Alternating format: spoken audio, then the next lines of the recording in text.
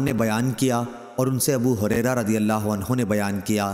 کہ رسول اللہ صلی اللہ علیہ وسلم نے فرمایا، جو اللہ کے راستے میں 2 چیزیں خرچ کرے گا اسے فرشتے جنت کے دروازوں سے بلائیں گے کہ اے اللہ کے بندے، یہ دروازہ اچھا ہے۔ پھر جو شخص نمازی ہوگا اسے نماز کے دروازے سے بلایا جائے گا،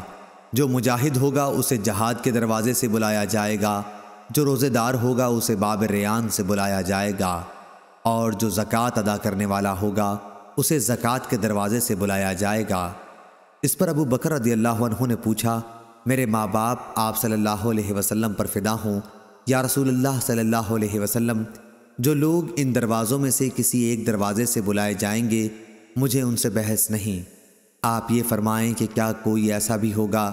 جسے ان سب دروازوں سے بلایا جائے گا؟ آپ صلی اللہ علیہ وسلم نے فرمایا کہ ہاں، اور مجھے امید ہے کہ آپ بھی انہی میں سے ہوں گے۔ صحیح بخاری حدیث نمبر 1897۔